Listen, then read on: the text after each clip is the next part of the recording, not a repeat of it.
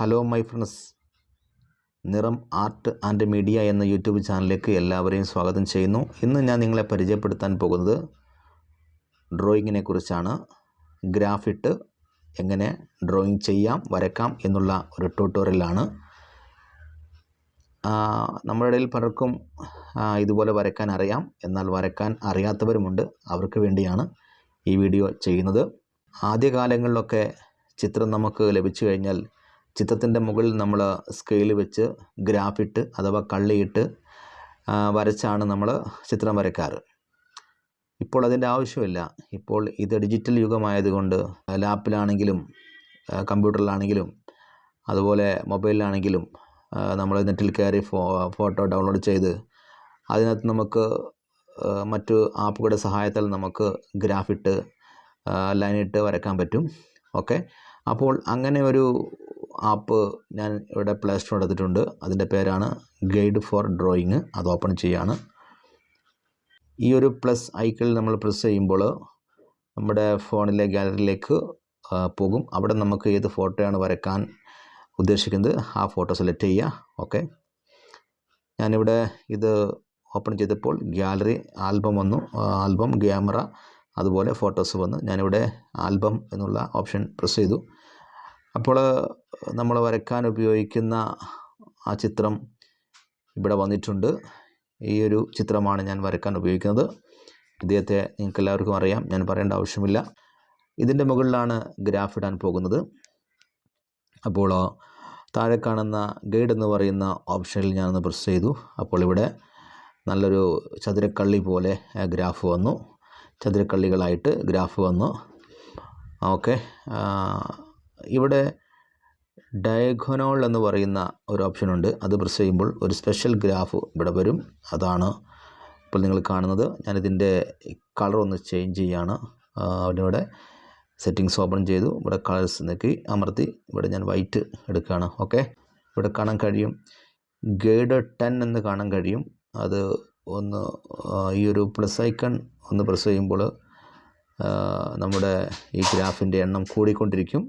ഈ minus press ചെയ്യുമ്പോൾ ഗ്രാഫിൻ്റെ എണ്ണം കുറഞ്ഞുകൊണ്ടിരിക്കും. ഞാനിവിടെ 6 എന്നുള്ളൊരു അളവെടുത്തിരിക്കുന്നത്. താഴേക്ക് 11ഉം മുകളിൽ നിന്ന് അങ്ങോട്ട് 6ഉം കള്ളികളാണ് ഉപയോഗിക്കുന്നത്. ഇത് നമ്മൾ ഗ്രാഫ് ഇടുമ്പോൾ എല്ലാം ഒരുപോലെയുള്ള കള്ളികളാകും.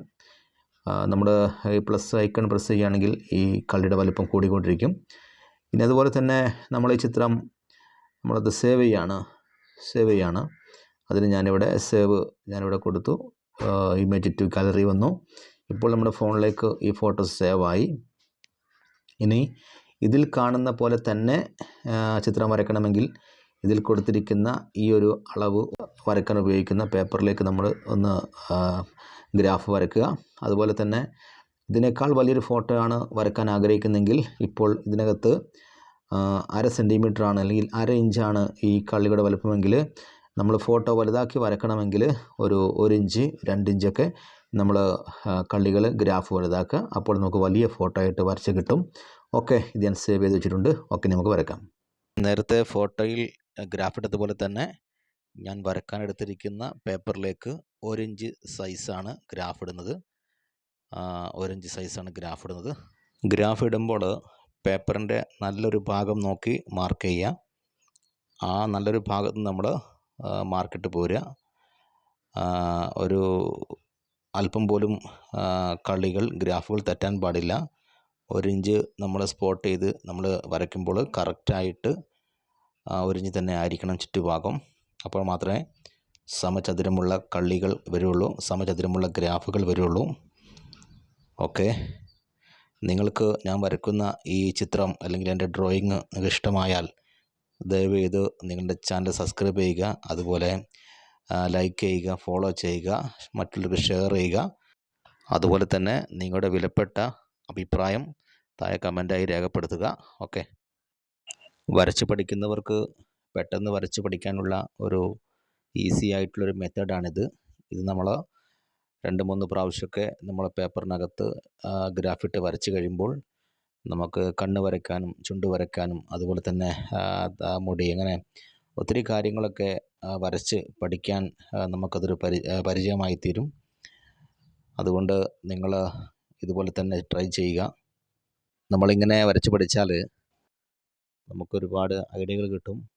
അതുപോലെ തന്നെ ചിത്രം വരയ്ക്കുന്ന ഒരു മെത്തഡാണിത്. അതുപോലെ നോക്കി വരയ്ക്കുന്ന മെത്തഡുകളുണ്ട്. അതൊക്കെ ഞാൻ ഈ ചാനൽ കൂടെ നിങ്ങളെ പരിചയപ്പെടുത്തി തരും. ഓക്കെ ഫ്രണ്ട്സ്, ഈ ചിത്രത്തിൽ കാണുന്ന പോലെ തന്നെ നമുക്ക് വരയ്ക്കാനെടുക്കുന്ന പേപ്പറിൽ ഗ്രാഫ് ഇട്ട് തുടങ്ങാം. അപ്പോൾ ഇവിടെ കാണാൻ കഴിയും, ഞാൻ ഫോട്ടോയിൽ ഗ്രാഫ് ഇട്ടതുപോലെ തന്നെ ഈ പേപ്പറിനകത്തും ഗ്രാഫ് ഇട്ടിരിക്കുകയാണ്. ശ്രദ്ധിച്ചാൽ കാണാൻ കഴിയും. ഓക്കെ, ഇനി നമുക്ക് വരച്ചു തുടങ്ങാം. ഓക്കെ ഫ്രണ്ട്സ്, അപ്പോൾ നമ്മൾ ഈ ചിത്രം വരയ്ക്കാൻ പോവാണ്. അപ്പോൾ ശ്രദ്ധിക്കേണ്ട കാര്യങ്ങൾ, ഈ ചിത്രത്തിന് മുകൾ ഭാഗത്ത് 6 കള്ളികളാണ് കൊടുത്തിരിക്കുന്നത്. താഴ്ഭാഗത്തേക്ക് 12 കള്ളിയാണ് ഇട്ടിരിക്കുന്നത്. അപ്പോൾ ഒരു സ്പെഷ്യൽ ഗ്രാഫാണ് കൊടുത്തിരിക്കുന്നത്. സാധാരണ രീതിയിൽ ഒരു സ്ക്വയർ ഉള്ള ഗ്രാഫുകളല്ല, നേരത്തെ പറഞ്ഞ പോലെ ഒരു സ്പെഷ്യൽ ഗ്രാഫാണ് കൊടുത്തിരിക്കുന്നത്. അപ്പോൾ വരയ്ക്കുമ്പോൾ ശ്രദ്ധിക്കേണ്ട കാര്യം, ഈ ചെവിയുടെ ഭാഗമാണ് നമ്മൾ ആദ്യം സ്പോട്ട് ചെയ്യേണ്ടത്. ചെവിയുടെ 2 ചെവിയുടെ ഭാഗം സ്പോട്ട് ചെയ്യണം. അപ്പോൾ ശ്രദ്ധിക്കുക, 1, 2, 3, 4, 5. അഞ്ചാമത്തെ കള്ളിയുടെ 5ാമത്തെ ഗ്രാഫിൻ്റെ ആദ്യ ഭാഗത്താണ് ചെവിയുടെ സ്പോട്ട് വന്നിരിക്കുന്നത്. അപ്പോൾ അവിടെ ഒന്ന് സ്പോട്ട് ചെയ്യണം. നമ്മൾ വരയ്ക്കുന്ന പേപ്പറിനകത്ത് ഒന്ന് സ്പോട്ട് ചെയ്യണം. അതുപോലെ തന്നെ ഈ ചെവി വന്നിരിക്കുന്നത് 1, 2, 3, 4, 4ാമത്തെ കള്ളിയുടെ ഈ സ്പെഷ്യൽ ഗ്രാഫിനകത്താണ് ഈ ചെവിയുടെ ഭാഗം വന്നിരിക്കുന്നത്. അവിടെ നമ്മൾ സ്പോട്ട് ചെയ്യുക. അതുപോലെ 5ാമത്തെ കള്ളിയിൽ തന്നെ 1, 2, 3, 4, 5. ഈ 5ാമത്തെ ഗ്രാഫിൻ്റെ 5ാമത്തെ കള്ളിയിലാണ് ചെവിയുടെ അവസാന ഭാഗം വന്നിരിക്കുന്നത്. അവിടെ നമ്മൾ ഇവിടെ കൊടുത്തിരിക്കുന്ന ഈ ത്രികോണം ഷേപ്പിലുള്ള ഗ്രാഫിൻ്റെ അകത്ത് നമ്മൾ എങ്ങനെയാണോ വന്നിരിക്കുന്നത് അളവ് തന്നെ ആ പേപ്പറിൽ വരച്ചിരിക്കുന്ന അതേ ഗ്രാഫിൽ നമ്മൾ അത് നോട്ട് ചെയ്യണം. അവിടെ നമ്മൾ സ്പോട്ട് ചെയ്യണം. ഓക്കെ, അങ്ങനെ താടിയുടെ ഭാഗം വന്നിരിക്കുന്നത് ശ്രദ്ധിക്കുക. താടിയുടെ ഭാഗം 7ാമത്തെ കള്ളിയാണ്. മുകളിൽ നിന്ന് താഴേക്കുള്ള 7ാമത്തെ കള്ളിയാണ്. 7ാമത്തെ കള്ളിയുടെ 1, 2, 3, 3ാമത്തെ കള്ളിയിലാണ് ഈ താടിയുടെ ഭാഗം വന്നിരിക്കുന്നത്. അപ്പോൾ ഇവിടെ സ്പോട്ട് ചെയ്യുക. പിന്നെ അതുപോലെ തന്നെ മുടിയുടെ ഭാഗം വന്നിരിക്കുന്നത് 2ാമത്തെ കള്ളിയിലാണ്. ആ 2ാമത്തെ കള്ളിയിൽ നമ്മൾ സ്പോട്ട് ചെയ്യുക. അങ്ങനെ സ്പോട്ട് ചെയ്ത് കറക്റ്റായിട്ട് നമ്മൾ ഔട്ട്ലൈൻ വരയ്ക്കുക. ശേഷം നമ്മൾ ഈ ഗ്രാഫിൻ്റെ 4ാമത്തെ കള്ളിയുടെ 1, 2ാമത്തെ കള്ളിയിലാണ് കണ്ണ് വന്നിരിക്കുന്നത്. അപ്പോൾ നമ്മൾ വരയ്ക്കുന്ന പേപ്പറിനകത്ത് ഇതുപോലെ തന്നെ ഗ്രാഫ് ഇടണം. എങ്കിൽ മാത്രം നമുക്ക് ഇതുപോലുള്ള സ്കെച്ച് ചെയ്യാൻ പറ്റുള്ളൂ. ഓക്കെ, അങ്ങനെ നമ്മൾ സ്കെച്ച് ചെയ്ത് വരയ്ക്കുക. ഓക്കെ, നമുക്കതുപോലെ ഫോളോ ചെയ്യാം. ഇപ്പോൾ കാണാൻ കഴിയും നിങ്ങൾക്ക്, ഞാൻ ഈ ചിത്രത്തിൽ കൊടുത്തിരിക്കുന്നത് പോലെ തന്നെ ഗ്രാഫ് ഞാൻ ഈ പേപ്പറിനകത്ത് ഇട്ടിട്ടുണ്ട്. കാണാൻ കഴിയും നിങ്ങൾക്ക്, ചിത്രത്തിൽ കൊടുത്തതുപോലെ തന്നെ പേപ്പറിനകത്ത് ഗ്രാഫ് ഇട്ടിട്ടുണ്ട്. ഓക്കെ, അത് തെറ്റാതെ വേണം കൊടുക്കാൻ, ക്ഷമയോടുകൂടെ വേണം അത് വരയ്ക്കാൻ. ഒരു ഭാഗം തെറ്റിപ്പോയാൽ ചിത്രത്തിൻ്റെ ഷേപ്പ് മാറും. ഓക്കെ, നമുക്ക് വരച്ചു തുടങ്ങാം. ഓക്കെ, നേരത്തെ പോലെ തന്നെ ഞാൻ 5ാമത്തെ കള്ളിയുടെ ഭാഗത്ത് നോട്ട് ചെയ്യാണ്. 5ാമത്തെ കള്ളി. ഓക്കെ, അപ്പോൾ ഇങ്ങനെ വരച്ചു തുടങ്ങുകയാണ്. ക്യാമറയിൽ കാണുന്നില്ല എങ്കിലും ഞാൻ നേരത്തെ പറഞ്ഞ പോലെ തന്നെ 5ാമത്തെ കള്ളിയുടെ ആ ഭാഗത്ത് ചെവിയുടെ ഭാഗം സ്പോട്ട് ചെയ്ത് വരച്ചുകൊണ്ടിരിക്കുകയാണ്. അങ്ങനെ ലെഫ്റ്റും റൈറ്റുമുള്ള ചെവിയുടെ സ്പോട്ട് നമ്മൾ കള്ളിയിൽ രേഖപ്പെടുത്തണം. അങ്ങനെ വേണം നമ്മൾ ചെയ്യാൻ. ഓക്കെ, അപ്പോൾ അങ്ങനെ സ്പോട്ട് ചെയ്തുകൊണ്ടിരിക്കുകയാണ് ഞാൻ. നോക്കുക, ഇപ്പോൾ ഏകദേശം ഔട്ട്ലൈൻ കഴിഞ്ഞു. ആ ഗ്രാഫിനകത്ത് വരുന്ന ഭാഗങ്ങളൊക്കെ അടയാളപ്പെടുത്തി ഞാൻ ഔട്ട്ലൈൻ ചെയ്ത് കഴിഞ്ഞു. ഇങ്ങനെ വരയ്ക്കുമ്പോൾ തന്നെ നമുക്ക് വരയ്ക്കുന്ന അവിടെ ഒരു ശരിയായ ചെറിയ രൂപം നമുക്ക് കിട്ടും. ഇപ്പോൾ ശ്രദ്ധിക്കുക നിങ്ങൾ, ഞാൻ വരയ്ക്കുന്ന അവിടെ ഒരു ചെറിയ രൂപം നമുക്ക് ഔട്ട്ലൈൻ കിട്ടിക്കഴിഞ്ഞു. അപ്പോൾ നമ്മുടെ ആത്മവിശ്വാസം വർദ്ധിക്കും. ഇപ്പോൾ ഫോട്ടോയിൽ ഉള്ളതുപോലെ തന്നെ മുടികൾക്കൊക്കെ ഞാൻ ഡാർക്ക് കൊടുക്കുകയാണ്. ലൈറ്റുള്ള ഭാഗത്ത് നിങ്ങൾ അവിടെ വൈറ്റായിട്ട് തന്നെ വിടുക. ഡാർക്കുള്ള ഭാഗത്ത് നല്ലതുപോലെ ഡാർക്കായിട്ട് കൊടുക്കുക. ഞാനിപ്പോൾ മുഖത്തുള്ള ആ ഗ്രാഫൊക്കെ മായ്ച്ച് കളയാണ്. ഗ്രാഫ് മായ്ക്കുമ്പോൾ ചിത്രത്തിൻ്റെ യഥാർത്ഥ രൂപം കിട്ടിയിട്ട് വേണം ഗ്രാഫ് മായ്ക്കാൻ, അല്ലെങ്കിൽ ചിത്രത്തിൻ്റെ ആ രൂപഘടന നഷ്ടമായി പോകും.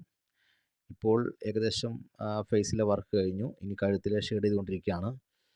അതുപോലെ താടിയിലെ ചെറിയ ചെറിയ രോമങ്ങളുടെ കുത്തുകളാണ് ചെയ്തുകൊണ്ടിരിക്കുന്നത്. ഇപ്പോൾ ഞാൻ ഫിനിഷ് ചെയ്ത ചിത്രം കാണിക്കാം നിങ്ങളെ.